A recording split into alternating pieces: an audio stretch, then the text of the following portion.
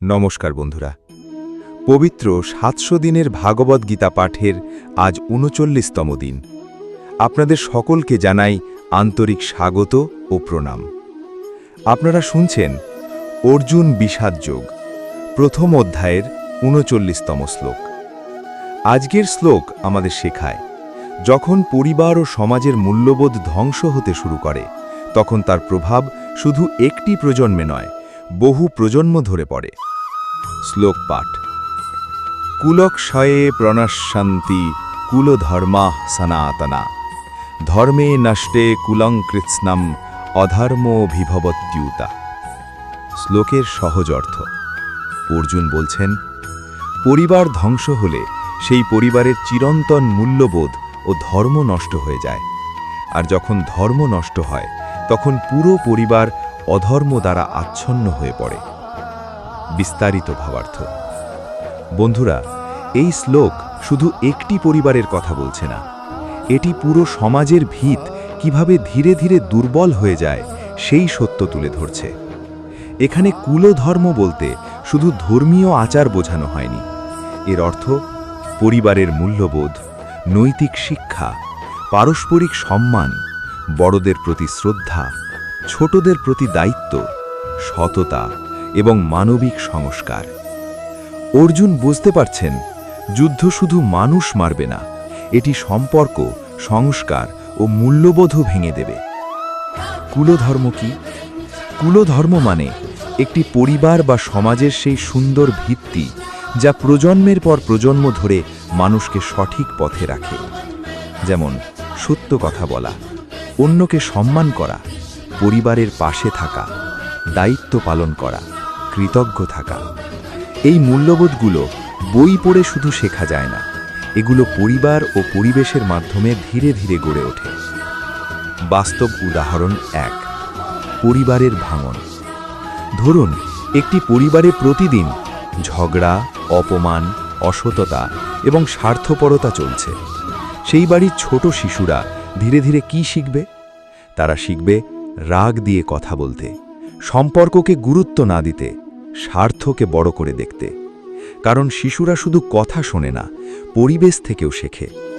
এইভাবেই এক প্রজন্মের ভুল পরের প্রজন্মেও ছড়িয়ে পড়ে। বাস্তব উদাহরণ ২। বৃদ্ধ বাবা মাকে অবহেলা। আজ আমরা অনেক সময় দেখি, মানুষ কেরিয়ার ও পার্সোনাল সাকসেসের পিছনে এত ব্যস্ত হয়ে যায় যে বৃদ্ধ বাবা মায়ের জন্য সময়ই থাকে না। শিশুরা সেটা দেখছে, আগামী দিনে তারাও হয়তো একই আচরণ শিখবে। এইভাবেই ধীরে ধীরে ফ্যামিলি ভ্যালুজ দুর্বল হয়ে যায়। বাস্তব উদাহরণ ৩। সমাজে নৈতিকতার পতন।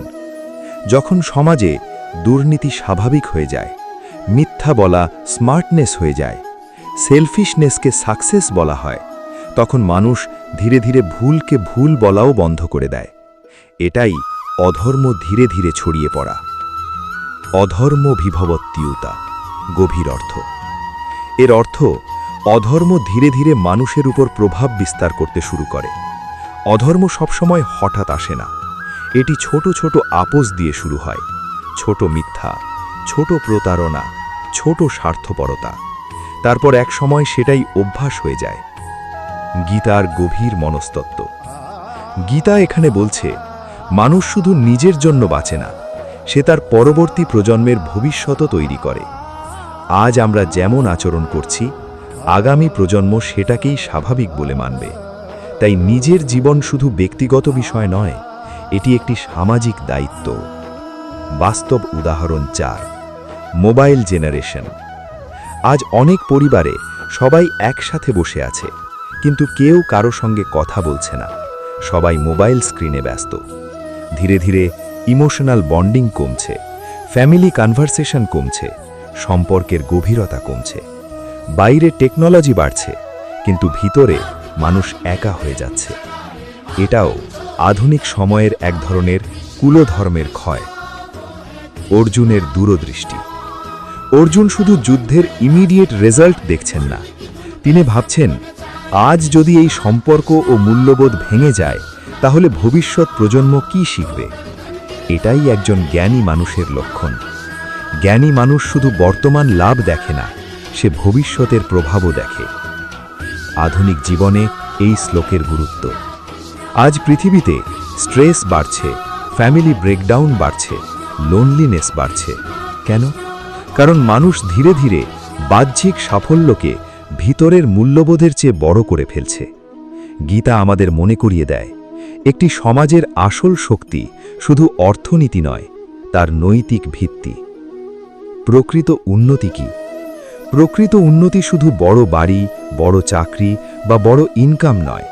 প্রকৃত উন্নতি হল পরিবারে শান্তি থাকা, সম্পর্ক টিকে থাকা এবং মানুষ হিসেবে ভিতরে সৎ থাকা। আজকের বিশেষ শিক্ষা, যখন পরিবার ও সমাজের মূল্যবোধ ধীরে ধীরে ভেঙে যায়, তখন শুধু একটি মানুষ নয়, পুরো ভবিষ্যৎ প্রজন্ম তার প্রভাব ভোগ করে। তাই কেবল সফল হওয়া নয়, সঠিক মূল্যবোধ ধরে রাখাও অত্যন্ত জরুরি। সমাপ্তি আহ্বান। বন্ধুরা, অর্জুন এখন বুঝতে পারছেন, যুদ্ধের ক্ষতি শুধু যুদ্ধক্ষেত্রেই থেমে থাকবে না, তার প্রভাব বহু প্রজন্ম ধরে ছড়িয়ে পড়বে। আর এই গভীর সংকটের মধ্যেই শ্রীকৃষ্ণ মানব জীবনের চিরন্তন সত্য প্রকাশ করতে চলেছেন। পরবর্তী পর্বগুলি শুনতে চ্যানেলটিকে সাবস্ক্রাইব করুন। ভিডিওটি ভালো লাগলে লাইক ও শেয়ার করুন, আর কমেন্ট করে জানান আপনার মতে আজকের সমাজে কোন মূল্যবোধ সবচেয়ে দ্রুত হারিয়ে যাচ্ছে। জয় শ্রীকৃষ্ণ। রাধে রাধে।